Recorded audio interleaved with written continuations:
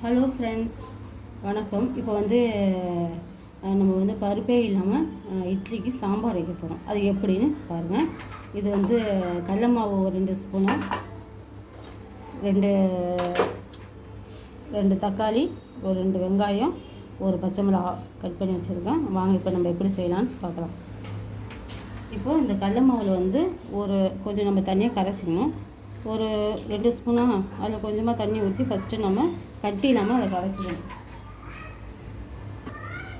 கட்டி இல்லாமல் நம்ம ஃபஸ்ட்டு நல்லா கரைச்சிக்கிட்டோம்னாக்கா அந்த சாம்பாரில் இதாக இருக்கும். ஒரு 2 செகண்ட். ஃப்ரெண்ட்ஸ், இப்போ நம்ம ஒரு கடாயை வந்து அடுப்பில் வச்சுருக்கோம். ஆனால் நான் அடுப்பு பற்ற வைக்கல, சரிங்களா? நம்ம கரைசினா அந்த கடல மாவு கலவையை வந்து இந்த குண்டால் ஊற்றியாச்சு. அதை விட நமக்கு எவ்வளோ தண்ணி வேணுமோ அவ்வளோ தண்ணியை வந்து அதில் ஊற்றிக்கலாம். ஓகேவா? ஊற்றிக்கிட்டு இந்த சாம்பாருக்கு உப்பு கொஞ்சம் கம்மியாகவே போட்டுக்கோங்க. உப்பு கொஞ்சம் கம்மியாக போட்டு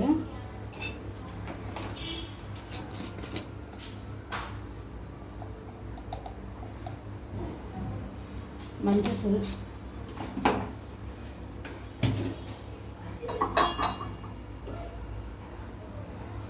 குழம்புத்தூள் 1 ஸ்பூன், அப்புறம் தக்காளி கட் பண்ணி வச்சுக்கணும் பார்த்தீங்களா, அதில் ஒரு தக்காளி அளவுக்கு இதில் போட்டு நம்ம நல்லா ஜூஸியாக தக்காளி ஜூஸியாக வர அளவுக்கு கரைச்சிக்கலாம். இன்னும் நான் அடுப்பு பற்ற வைக்கல ஃப்ரெண்ட்ஸ், பார்த்துக்கோங்க. நீங்கள் அடுப்பை பற்ற வச்சுக்கிட்டு கையை விட்டு கிண்டினீங்கன்னா அதுக்கு நான் பொறுப்பு இல்லை. ஓகேவா? இப்போ தான் அடுப்பு பற்ற வைக்கணும்.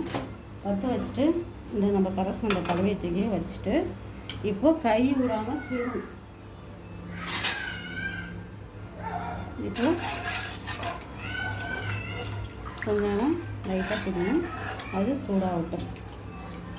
ஓகேவா? இது கொதிக்கணும், சரிங்களா? கொதித்த பிறகு தான் நமக்கு அடுத்த ப்ராசஸ். கொதிக்கணும் ஃப்ரெண்ட்ஸ். இப்போ இது வந்து நல்லா கொதிச்சிருச்சு. இதை வந்து நம்ம வந்து ஒரு எண்ணெயில் மாற்றிக்கலாம். வேறு பாத்திரத்தில் நம்ம இதை ஊற்றி வச்சுக்குவோம். ஊற்றி வச்சுக்கிட்டு நம்ம யூஸ் பண்ணால் அதே கடையை லைட்டாக கழுவிட்டு நான் அடுப்பு பற்ற வச்சுருக்கோம். இப்போ நம்ம எண்ணெய் ஊற்றிட்டு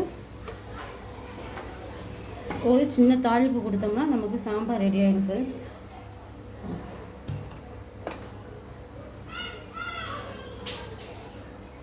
கொஞ்சோண்டு எண்ணெய்,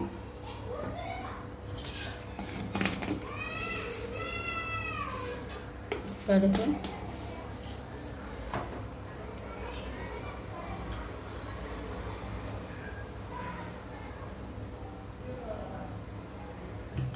ஃப்ரெண்ட்ஸ். இப்போ கடுகு வந்து நல்லா பொரிஞ்சிருச்சு. இப்போ நம்ம கட் பண்ணி வச்சுருந்த வெங்காயம், தக்காளி, பச்சை மிளகாய் எல்லாத்தையும் ஒன்று ஒன்றா போட்டு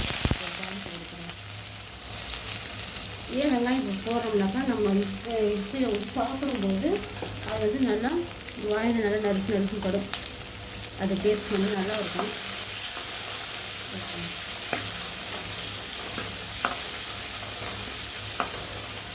வெங்காயம் வதங்கட்டும்.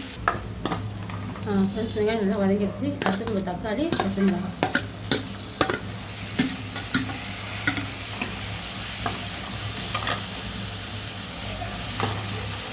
இதை வதக்கிட்டு இதுக்கு தேவையான சால்ட் கொஞ்சம் நம்ம போட்டுருவோம்.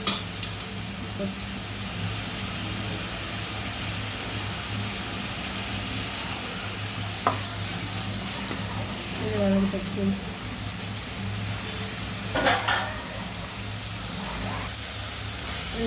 கொஞ்சம் நல்லா வதங்கிடுச்சு.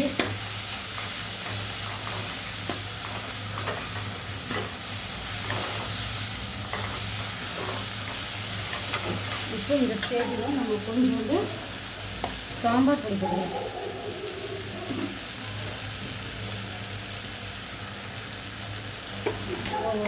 ஒரு ஸ்பூன் அளவுக்கு சாம்பார் பொடி போட்டு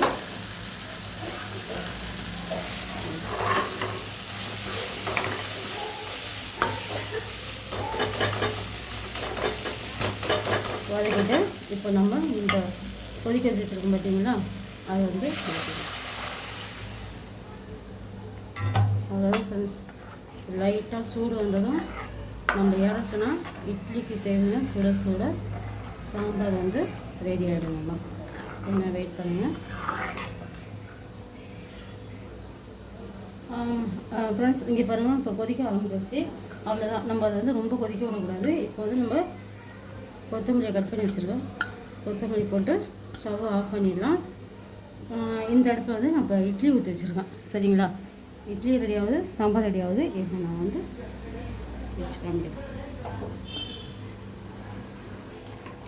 ஃப்ரெண்ட்ஸ். இப்போ நமக்கு வந்து சாம்பார் ரெடி ஆகிடுச்சு. இப்போ வந்து இட்லி ஒரு 4 இட்லி வச்சு சாம்பார் ஊற்றுறோம் பாருங்க.